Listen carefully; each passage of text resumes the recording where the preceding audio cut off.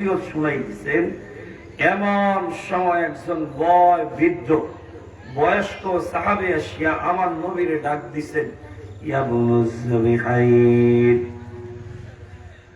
আল্লাহ নবীরে ডাক দেন, হে দুই জবিহুল্লাহর সন্তান। আমার নবীর সাহাবীরা ডাক দিয়া বলেন, ও পয়গম্বর, আপনি কেমন করে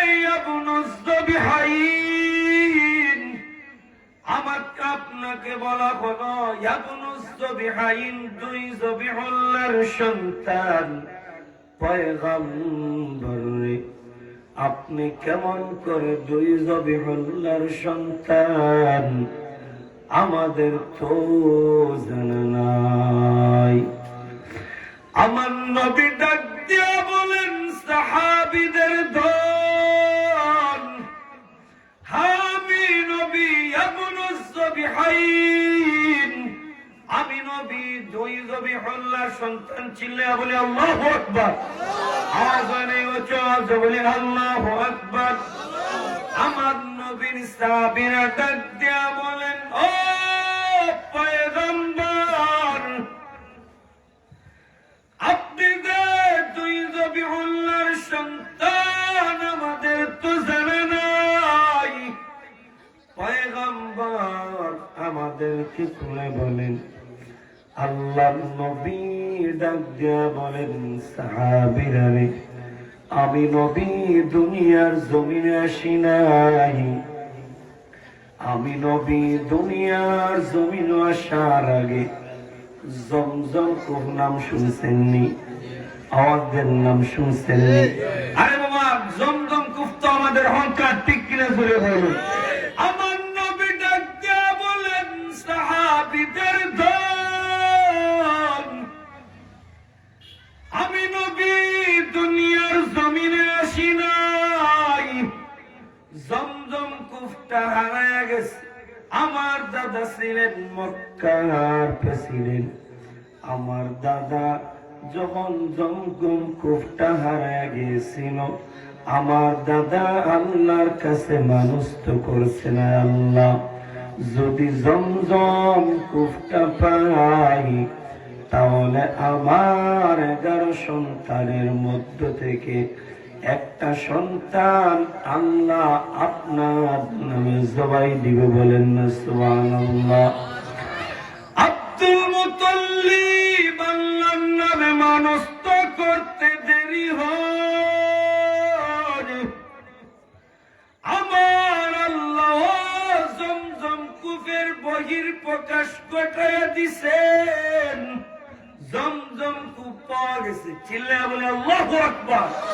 আওয়াজ হয় উচ্চ বলে আল্লাহু আকবার। জমজম কূপটা পাওয়া গেল, হে মুমিন। কিন্তু আব্দুল মুত্তালিবের তো মানুষ তো 11 সন্তানের মধ্য থেকে এক সন্তান আল্লাহর নামে জবাই দিবেন। কোন সন্তান জবাই দিবেন উল্লেখ করেন নাই, ঠিক কিনা? 11 সন্তানের নাম লেখে লেখে লটারি মারা হয়। লটারির মধ্যে আমার নবীর বাবার নাম আব্দুল্লাহ চলে আসছে। বলেন না সুবহানাল্লাহ। একবার নয়, দুইবার নয়, তিনবার লটারি মারা হয়। তিনবারই আমার নবীর বাবার নাম আব্দুল্লাহ লটারিতে আল্লাহ উঠাইয়া দিছি। চূড়ান্ত ফয়সালা হয়ে গেল, আমার নবীর বাবাকে আল্লাহর নামে জবাই করা হবে। আওয়াজ বলেন আল্লাহু আকবার। আর আওয়াজ বলেন আল্লাহু আকবার। কিন্তু মক্কার বড় বড় মাতবররা আমার নবীর দাদার পরামর্শ জানান, হে আব্দুল মুত্তালিব, আব্দুল্লাহ তো বড় আদর্শবান সন্তান, আব্দুল্লাহ তো বড় সুন্দর। আব্দুল্লাহরে আল্লাহর নামে জবাই না করে তুমি আব্দুল্লাহর পরিবর্তে আল্লাহর নামে 100 উট আল্লাহর নামে জবাই দিয়ে দাও, বলেন না সুবহানাল্লাহ। তখন একটা উটের দাম ছিল বর্তমান জমানার দামি গাড়ির সমান। তখন আব্দুল মুতাল্লিব আমার নবীর বাবার পরিবর্তে 100 উট আল্লাহর নামে জবাই দিছেন, বলেন না সুবহানাল্লাহ। ও তো এক আমরা বুঝলাম আমার নবীর বাবা আল্লাহর নামে জবের জন্য মানুষ তো ছিলেন, ঠিক কিনা? তাহলে আমার নবীকে তো বলা হয়েছে আবুনুজ জবিহাইন, 2 জবিহুল্লাহর সন্তান। আমরা জানতে পারলাম আমার নবীর বাবাকে বলা হয়েছে আমার নবীর বাবা আল্লাহর নামে জবের জন্য মানুষ তো ছিলেন একজন, ঠিক কিনা? 2 জন বলা হইল কেন? আরে নবীর উম্মতের দল, আমার নবী তো ইসমাইল পয়গম্বরের বংশধর। ইসমাইল পয়গম্বর আল্লাহর নামে জবে হওয়ার জন্য ছুরির নিচে শুয়েছেন, ঠিক কিনা? এই জন্য আমার নবীকে বলা হয় ইয়াবনুজ জবিহাইন, 2 জবিহুল্লাহর সন্তান। অতএব আমরা বুঝলাম আমার নবীকে আল্লাহ দুনিয়ার জমিনে প্রেরণ করার আগে আমার নবীর বাবাকে আল্লাহ নির্বাচিত করেছেন, ঠিক কিনা? যেমন তেমন বাবার ঘরে আমার নবীর আল্লাহ পাঠায় নাই, সম্মানী মর্যাদাশীল বাবার ঘরে আমার নবীর আল্লাহ পাঠাইছেন, ঠিক কিনা? আমার নবীকে আল্লাহ দুনিয়ার জমিনে প্রেরণ করার আগে নবীর মাকে আল্লাহ নির্বাচিত করেছেন, বলেন না আল্লাহু আকবার। আরো আল্লাহু আকবার। আরবের প্রথা ছিল যদি কোন মহিলার স্বামী মারা যায়, ওই বিধবা মহিলা সব ধরনের সুগন্ধি ব্যবহার নিষেধ ছিল। আমার নবী যখন মায়ের গর্ভে চলে আসলেন, আমার নবীর বাবা দুনিয়া থেকে বিদায় হয়ে গেলেন। আমার নবীর মা যখন আরবের মহিলাদের সাথে সংমিশ্রিত হন,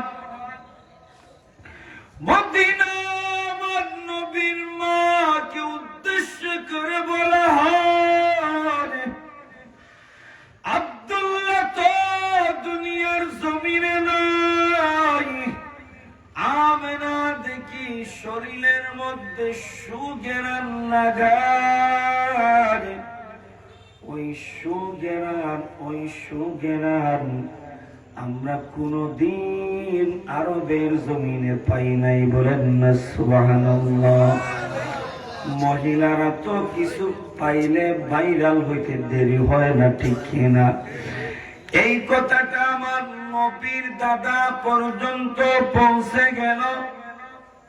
আমার নবীর দাদা ভাবলেন আমরা তো আরবের সব প্রান্ত পরিবারের মানুষ, আমার আব্দুল্লাহ যেহেতু দুনিয়ার জমিনে নাই, আমেনা কেন শরীরের মধ্যে সুগন্ধি ব্যবহার করে? এটা তো আমাদের বংশের আত্মমর্যাদা নষ্ট হবে। আমার নবীর দাদা আমার নবীর মাকে ডাক দিয়া বলেন, আরে মা, আমার আব্দুল্লাহ তো দুনিয়ার জমিনে নাই, তুমি কেন শরীরের মধ্যে সুগন্ধি লাগাও?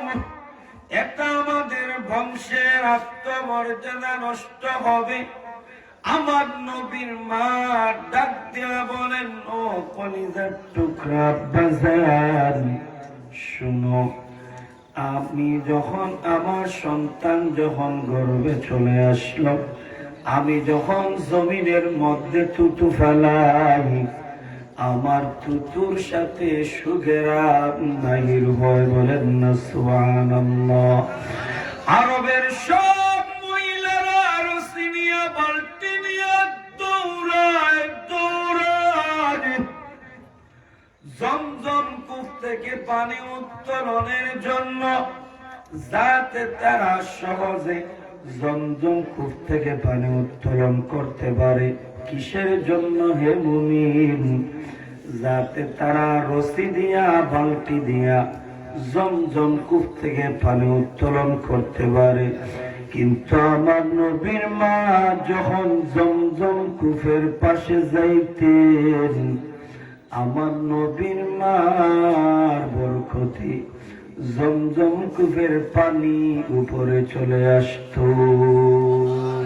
কাদরে কুদ রব্তুদারি বরকামাল আনতা রব্বি আনতা হাসবি দুল জালাল তুহি কাদির জলিলুল্লাহ জাহাদার বহরহানে তুহি মেরা নেগাদার। আমার নবীর মা যখন জমজম কূপের পাশে যাইতেন, আমার নবীর মার জন্য রশিও লাগে নাই, বালতিও লাগে নাই। চিল্লা বলে আল্লাহু আকবার, আরো আছে বলে আল্লাহু আকবার। আমার নবীর মার বরকতে জমজম কূপের পানি উপরে চলে আসতো। আমার মক্কা আরবের সব মহিলারা আমার নবীর মার ডাক দিয়া কয়, ও আমিনা, তুমি সামান্য সময় জমজম কূপের পাশে দাঁড়াও, যাতে তোমার বরকতে আমরা সহজে জমজম কূপ থেকে পানি নিতে পারি। বলেন না সুবহানাল্লাহ। অতএব আমরা বুঝলাম আমার নবীর আল্লাহ দুনিয়ার জমিনে প্রেরণ করার আগে নবীর মার আল্লাহ নির্বাচিত করেছেন, ঠিক কিনা? সম্মানী মর্যাদাশীল মার করে আমার নবীর আল্লাহ পাঠাইছেন। এই জন্য আমার তিলাওয়াতকৃত আয়াতে বলছেন, আল্লাহ বলছেন, লাকাদ কানা লাকুম ফি রাসূলিল্লাহি উসওয়াতুন হাসানা, আমাদের জন্য উত্তম আদর্শ রয়েছে। আমার নবীর যে আদর্শগুলো আছে, আমার নবীর আদর্শই হচ্ছে পৃথিবীর মাঝে সবচেয়ে উত্তম আদর্শ, ঠিক কিনা? জোরে বলি। এই জন্য আল্লাহ বলছেন, ওমা আরসালনাকা ইল্লা রাহমাতান লিল আলামিন। আল্লাহ বলছেন, ও দুনিয়ার মানুষ, আমার নবীর তোমাদের জন্য রহমত স্বরূপ দুনিয়ার জন্য পাঠাইলাম। বলেন না সুবহানাল্লাহ। হুজুরে গেছেন, সময়ও কম, ইনশাআল্লাহ যদি আগে দিয়ে সুযোগ হয় তাহলে নবীর সিরত নিয়ে বিস্তারিত আলোচনা করব। ওমা তৌফিক ইল্লা বিল্লাহ। আসসালামু আলাইকুম ওয়া রাহমাতুল্লাহি ওয়া বারাকাতুহু। আলহামদুলিল্লাহ, আমরা অত্যন্ত অল্প সময়ে অত্যন্ত চমৎকার আলোচনা শুনলাম। আমাদের মুআজ্জাজ মেহমান হযরত মাওলানা হাবিবুল্লাহ আরমানি, উনি সকালে রওনা দিয়েছিলেন গাড়ি দিয়ে, গাড়ি নষ্ট